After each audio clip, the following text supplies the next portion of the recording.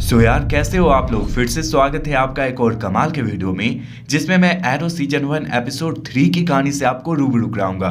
Friends, इसके पहले के बाकी सारे एपिसोड को मैंने ऑलरेडी अपने चैनल पर एक्सप्लेन कर रखा है, जिसका लिंक आपको डिस्क्रिप्शन आई बटन या फिर इस वीडियो के एंड स्क्रीन में मिल जाएगा। मेरी आपसे रिक्वेस्ट है कि आप इस वीडियो को देखने के बाद बाकी सारी वीडियोस को भी देख लेना, ताकि आपको इस सीरीज की कहानी अच्छे से समझ में आ सके। सो यार अब ज्यादा देर ना करते हुए हम लोग सीधा इस एपिसोड के कहानी की ओर आगे बढ़ते हैं। हमारी आज की एपिसोड भी ऑलिवर से ही शुरू होती है, जो अपने खुफिया ठिकाने पर होता है और अपने पिता द्वारा निर्धारित किए गए काम को पूरा करने के लिए अपनी दूसरी तैयारियां करते हुए कसरत करके बॉडी बना रहा होता है, ताकि वह अपने सामने आने वाले किसी भी प्रकार के दुश्मन से निपट सके।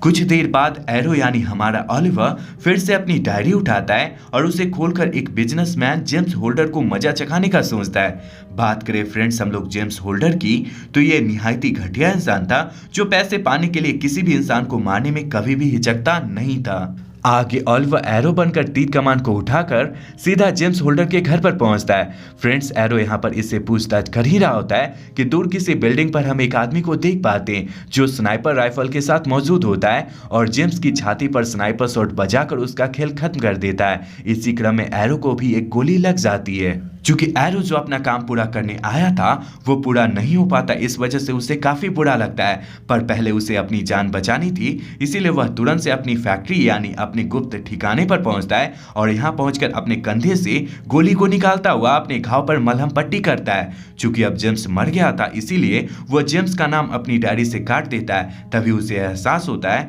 कि कुछ देर पहले लगी गोली की वजह से इसके पूरे शरीर में जहर फैल रहा है। इसीलिए एरो जल्दबाजी दिखाते हुए अपना बक्सा खोलता है और अपने बक्से में से कुछ जड़ी बूटियां निकालकर उसे खा लेता है और यहीं पर पड़ जाता है। फ्रेंड्स, इसी के साथ ये कहानी फ्लैशबैक में चली जाती है, जो ठीक वहीं से चालू होती है जहां पिछले एपिसोड का फ्लैशबैक खत्म हुआ था और जहां ऑलिवर को किसी ने तीर मारा था। आगे तीर मारने वाला ये इंसान ऑलिवर को गुफा में ले जाता है। यही हमें पता चलता है कि इस आदमी ने भी अपने तीर में जहर लगा रखा था, इसीलिए ये इंसान ऑलिवर को जड़ी बूटी खिलाते हुए बताता है कि इस जंगल में अकेले रहना सही नहीं है, ऐसा करके मैं तुम्हारी जान बचा रहा हूँ। अब जड़ी बूटी खाते ही ऑलिवर को नींद आ जाती है और वह यहीं पर सो जाता है। और जब ऑलिवर की आंखें खुलती है तब वो आदमी जिसने ऑलिवर को तीर मारा था वो सो रहा होता है। इसी मौके का फायदा उठाकर ऑलिवर यहाँ से भाग जाता है और जंगलों में गिरता पड़ता हुआ आगे बढ़ने लगता है कि तभी वह एक जाल में जाकर फंस जाता है, जिसके थोड़ी देर बाद ये इंसान यहाँ पर आता है और ऑलिवर को छुड़ाते हुए बोलता है, मैंने तुम्हें पहले ही बताया था इस जंगल में रहना खतरे से खाली नहीं है, क्योंकि यहाँ पर कुछ लोग ऐसे हैं जो तुम्हें मार सकते हैं। इतना कहकर ये इंसान ऑलिवर को जाल से छुड़ाता है और फिर अपने साथ लेकर चला जाता है। इन दोनों के यहाँ से चले जाने के कुछ देर बाद यहाँ पर काले कपड़ों में निंजा टाइप के कुछ लोग आते हैं और उस जाल को चेक करने लगते हैं जिसमें ऑलिवर थोड़ी देर पहले फंसा था। अब सीन वापस से प्रेजेंट में आता है, जहां ऑलिवर की आंखें खुलती है तो ऑलिवर तुरंत उठ खड़ा होता है और अपने घर पर पहुंचता है, जहां उसके घर पर फिर से क्विंटीन के लोग आए हुए होते हैं। आगे डिगल से इसे पता चलता है कि इसकी बहन टिया ने नशे की हालत में एक दुकान में तोड़फोड़ करी है और इसी की भरपाई के लिए कुछ दुकानदार चचा यहाँ पर आए हुए हैं। ये सब जानकर ऑलिवर को काफी बुरा लगता है। डिटेक्टिव क्विंटीन समेत दुकानदार चचा के चले जाने के बाद ऑलिवर अपनी माँ से टिया को काबू में रखने को कहता है। वहीं दूसरी तरफ हम लोग डिटेक्टिव क्विंटीन को जेम्स के घर में देख पाते हैं, जो इसकी मरने की खबर सुनकर यहाँ पर आया हुआ होता है। थोड़ी बहुत जांच पड़ताल करने के बाद क्विंटीन का सीधा शक एरो पर जाता है, क्योंकि उसने पास्ट में या तो कई बिजनेसमैन को मारा था या फिर उसे टॉर्चर किया था। वहीं दूसरी तरफ हम लोग ऑलिवर को देखते हैं, जो खुद भी ये पता लगाने में लग गया होता है कि आखिर मेरे टारगेट जेम्स को किसने मारा होगा। आगे जहर वाली गोली की थोड़ी बहुत जांच पड़ताल करने के बाद इसे पता चलता है कि ऐसी गोली सिर्फ एक शार्प शूटर डेडशॉट ही बनाया करता है, जो अपने दुश्मन को मारने के बाद उसके नाम का टैटू अपने बॉडी पर बना लेता है और इसी करने की वजह से वह सबसे खतरनाक शूटर की कैटेगरी में आता है। थोड़ी देर बाद हम लोग ऑलिवर को डिगल और टॉमी के साथ देख पाते हैं, जहां टॉमी इसे बताता है कि आज शाम हमें एक शानदार पार्टी में चलना है, जहां बहुत सारी सुंदर सुंदर लड़कियां होगी। अब लड़कियों का नाम सुनकर हमारा सख्त लौंडा पिघल जाता है और पार्टी में चलने के लिए तैयार हो जाता है। वहीं दूसरी तरफ हम लोग लॉरेन और उसकी फ्रेंड जोहाना को एक साथ देख पाते हैं, जहां ये दोनों पार्टी के बारे में बात कर रहे होते हैं। यहाँ पर जोहाना किसी तरह से लॉरेन को पार्टी में चलने के लिए मना लेती है।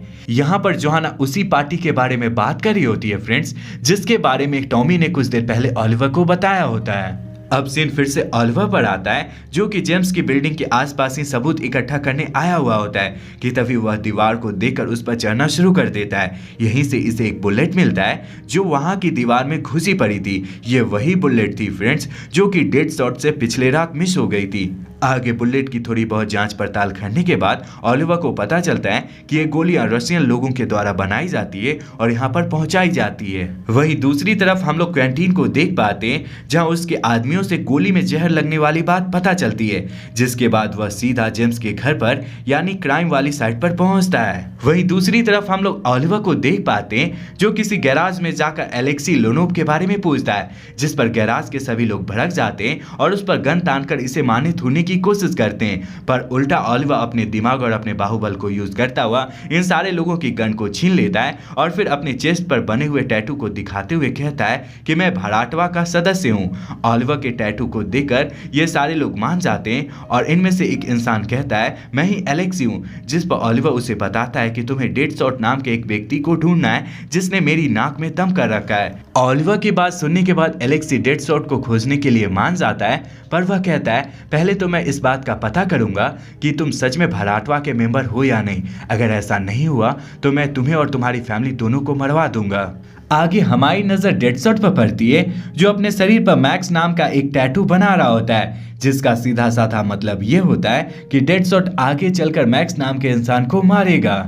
अब सीन फिर से क्वेंटीन पर आता है जो कि ऑलिवर के घर पर आया हुआ था। दरअसल फ्रेंड्स इसे ऐसा लग रहा था कि जितने भी बिजनेसमैन की मौत हुई है उनका कारण वॉल्टर ही है, क्योंकि अब तक जो भी बिजनेसमैन मरे थे वो सारे शहर में होने वाले एक नीलामी में आने वाले थे और वॉल्टर की मंशा ये थी कि उस नीलामी में बिकने वाली कंपनी को किसी भी सूरत में वॉल्टर ही खरीदे। सारी बात सुनने के बाद वॉल्टर कहता है आपको अच्छे से पहले छानबीन करनी होगी। वैसे तो मैं उस कंपनी में ज़्यादा इंटरेस्टेड नहीं हूँ, पर मुझे ऐसा लगता है कि मैं उस कंपनी से ज़्यादा पैसे छाप सकता हूँ, इस वजह से ही मुझे वो कंपनी चाहिए थी। अगर आपको लगता है कि मैं सभी बिजनेसमैन के मौत के लिए जिम्मेदार हूँ तो आपको पहले सबूत लेकर आना चाहिए। इस बात को सुनने के बाद क्वेंटीन का मुंह बंदर की तरह हो जाता है और वह निराश होता हुआ यहाँ से चला जाता है। अब हम लोग ऑलिवर को टॉमी और जॉन डिगल के साथ पार्टी में जाते हुए देख पाते हैं। चूंकि जॉन डिगल को पार्टी का इनविटेशन नहीं मिला था, इस वजह से यहाँ के गार्ड उसे रोक लेते हैं और ऑलिवर और टॉमी को अंदर जाने देते हैं। आगे जब ये दोनों अंदर जाते हैं तो इन्हें यहाँ पर लॉरेन मिलती है। यहाँ पर ऑलिवर लॉरेन से बात कर रहा होता है कि तभी उसे टिया दिखाई पड़ती है जो काफी नशे में होती है। अपनी बहन टिया को इस हालत में देखकर ऑलिवर को काफी बुरा लगता है और वह टिया के पास जाकर इसे और शराब पीने को मना करता हुआ घर वापस लौट जाने को कहता है। जवाब में टिया इससे कहती है तुम्हें अपने दोनों दोस्तों यानी लॉरेन और टॉमी को देखना चाहिए, जो तुम्हारे पीठ पीछे एक दूसरे से मिलते हैं और हम बिस्तर होते हैं। तुम लॉरेन को अपनी गर्लफ्रेंड और टॉमी को सबसे अच्छा दोस्त मानते हो ना, पर ये दोनों मिलकर तुम्हारे पीठ पीछे एक दूसरे की बजा रहे हैं। यहाँ पर ऑलिवर कुछ बोल पाता कि इससे पहले यहाँ पर मैक्स व्हीलर आ जाता है और ऑलिवर से कुछ बात करने के बहाने उसे साइड में ले जाता है। जहाँ पहुँचते ही वह ऑलिवर के मुंह पर एक जोरदार का मुक्का मारता है। ऐसे तो हम जानते हैं कि ऑलिवर चाहता तो कुछ सेकंड में मैक्स और उसके आदमियों का गेम बचा देता, पर इसे अपना सिगरेट ज्यादा प्यारा था, इस वजह से वह कुछ भी नहीं करता कि तभी यहाँ पर टॉमी ऑलिवर को बचाने के लिए आ जाता है और इन सारे लोगों को रोकते हुए कहता है अगर तुम इसे मारना चाहते हो तो पहले मुझे मारना होगा। चूंकि ये एक फिल्मी डायलॉग था इसीलिए टॉमी की बात सुनकर मैक्स और उसके आदमियों को बहुत ज्यादा गुस्सा आ जाता है और ये सारे लोग मिलकर ऑलिवर और टॉमी को पीटना शुरू कर देते हैं। यहाँ पर टॉमी जवाब में इन सारे लोगों से लड़ने की कोशिश करता है, पर ऑलिवर अपना पराक्रम नहीं दिखाता और थोड़ा मार खाने का दिखावा करता है। ऑलिवर और टॉमी को फॉलो करते हुए लॉरेन भी यहाँ पर आ जाती है और मैक्स के आदमियों से टॉमी को लड़ते हुए देखकर वह इन सारे लोगों से लड़ना झगड़ना शुरू कर देती है और काफी देर तक इन्हें पीटती भी है। चूंकि मैक्स ने लड़की से अपनी बेइज्जती कराई थी इसीलिए इस बात से डरता हुआ मैक्स अपने आदमियों के साथ यहाँ से भाग जाता है। लॉरेन को इस कदर लड़ता हुआ देखकर टॉमी एकदम से अवाक रह जाता है, जिसे देखकर लॉरेन कहती है परेशान मत हो, मेरे पिता एक पुलिस वाले हैं और उन्होंने मुझे सेल्फ डिफेंस सिखाया था। चूंकि अब तक पार्टी में बहुत बड़ा हंगामा हो गया था इस वजह से ऑलिवर टॉमी और डिगल को लेकर पास के एक रेस्टोरेंट में कुछ खाना खाने जाता है, जहां टॉमी को एक अति सुंदर अप्सरा जैसी लड़की दिखाई पड़ती है, जिसे देखकर टॉमी इस पर मोहित हो जाता है। टॉमी को ऐसा बिहेव करते देख डिगल इससे कहता है वो मेरी बहन है। यह बात सुनकर टॉमी अपने दिमाग से उसकी बहन के साथ ताता थैया खेलने का विचार निकाल देता है और खुद ओलिवर के पास जाकर बैठ जाता है। आगे टॉमी लॉरेन के साथ सोने के लिए ओलिवर को सॉरी बोलता है। दरअसल फ्रेंड्स, जब ओलिवर आइलैंड पर फंसा हुआ था तब ये दोनों यानी लॉरेन और टॉमी काफी करीब आ गए थे और ये दोनों पास्ट में कई बार फिजिकली इंटीमेट भी हुए थे। जवाब में ओलिवर इसे माफ करते हुए कहता है इसमें तुम्हारी कोई भी गलती नहीं है, क्योंकि उस समय सबको ये लगता था कि मैं वाकई मर गया हूँ। यहाँ पर ये दोनों बात कर रहे होते हैं कि तभी ओलिवर के पास किसी का कॉल आता है, जिसे देखकर वह टॉमी को थोड़ा सा साइड हो जाने को कहता है। जब ओलिवर कॉल पिकअप करता है तो हमें पता चलता है फोन के दूसरी तरफ एलेक्सी है। यहाँ पर एलेक्सी कहता है तुम सच में भड़ाटवा के सदस्य हो। डेडशॉट अभी कहाँ छुपा हुआ है उसकी लास्ट लोकेशन हमें मिल गई है, तुम चाहो तो उसके पास जाकर अपना काम पूरा कर सकते हो। इसी क्रम में हम लोग जॉन डिगल और उसकी बहन कार्ली को देख पाते हैं। यहाँ पर इन दोनों की बातों से हमें पता चलता है कि जॉन डिगल का एक भाई था जो बॉडीगार्ड की नौकरी करते करते मर गया था। यहाँ पर इस बात से परेशान होते हुए कि डिगल को भी कुछ ना हो जाए, इसीलिए वह अपने भाई को इस नौकरी को छोड़ने को कहती है, जिस पर डिगल नहीं मानता और ये सीन यहीं पर कट हो जाता है। इसी क्रम में हम लोग डेडशॉट को देख पाते हैं जो अपने कंप्यूटर या फिर लैपटॉप से किसी को मारने की प्लानिंग कर रहा होता है कि तभी दरवाजे को तोड़ता हुआ यहाँ पर एरो आ जाता है और इस पर लगातार हमला करके इसे मारने थूरने की कोशिश करता है।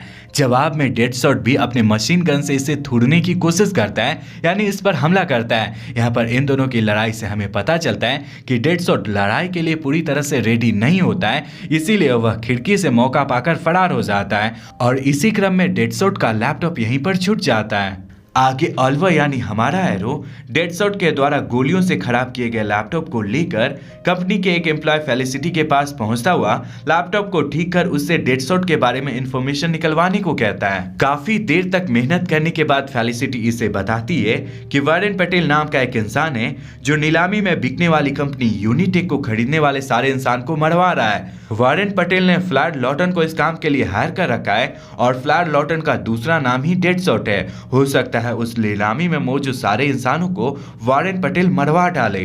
वारेन पटेल केवल अपने फायदे के लिए यूनिटेक को खरीदना चाहता है। हो सकता है वह नीलामी में मौजूद सारे बिजनेसमैन या फिर इंसानों को मार डाले। इस बात को सुनने के बाद एरो को लगता है वह अकेला सारे लोगों की जान नहीं बचा सकता, इसीलिए वह क्वेंटीन के पास पहुंचता है। चूंकि क्वेंटीन एरो से नफरत किया करता था, इसीलिए एरो को सामने देखकर वह बदतमीजी करना शुरू कर देता है, पर एरो अपने बाहुबल के जोर से इसे पकड़कर रखता है और फिर वारेन पटेल को जल्द से जल्द पकड़कर जेल में बंद करने की रिक्वेस्ट करता है। आगे एरो क्वेंटीन से फेलिसिटी के द्वारा कही गई सारी बातों को डिस्कस करता हुआ डेडशॉट यानी फ्लैड लॉटन का लैपटॉप यहीं पर छोड़ जाता है। अब रात हो गई होती है फ्रेंड्स, और इसी रात यूनिटेक कंपनी की नीलामी होने वाली होती है। अगले क्षण हम लोग वाल्टर इसकी फैमिली समेत शहर के दूसरे बिजनेसमैन को नीलामी वाली जगह पर आते हुए देख पाते हैं। चूंकि वारेन पटेल इस कंपनी को खरीदना चाहता था, इसीलिए वह भी इस नीलामी में पहुंचता है। जैसा आपको पता है फ्रेंड्स, एरो ने वारेन पटेल के खिलाफ सबूत के तौर पर डेडशॉट का लैपटॉप क्वेंटीन को दे रखा था, इसीलिए जब डिटेक्टिव क्वेंटीन के आदमियों की नजर वारेन पटेल पर पड़ती है, तब ये सारे लोग मिलकर वारेन को गिरफ्तार कर लेते हैं।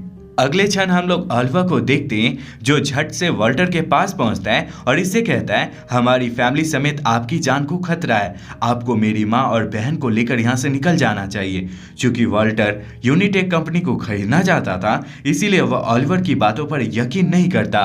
वहीं दूसरी तरफ हम लोग डेडशॉट को सामने वाले बिल्डिंग में देख पाते हैं जो कि वाल्टर पर ही निशाना लगाकर बैठा हुआ होता है। डेडशॉट वाल्टर को जस्ट शूट ही करने वाला था कि तभी ओलिवर की नजर वाल्टर के ऊपर डेडशॉट के गन से निकलने वाली लेजर लाइट पर पड़ती है, जिसके बाद ओलिवर फुर्ती दिखाते हुए वाल्टर को धक्का देकर साइड कर देता है, जिस वजह से डेडशॉट का निशाना चूक जाता है और यहाँ मौजूद एक वेटर को गोली लग जाती है।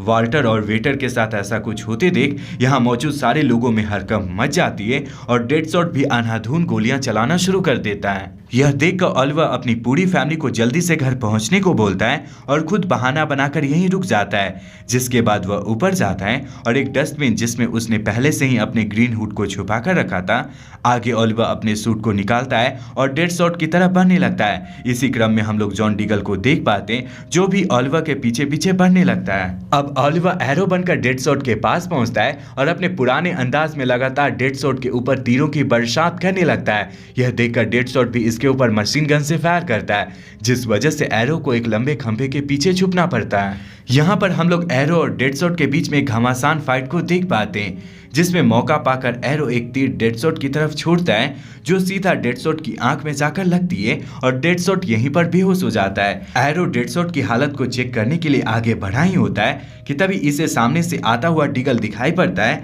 जिसे डेडसॉट की कुछ गोली लगी थी और इसकी हालत बहुत ज्यादा खराब थी।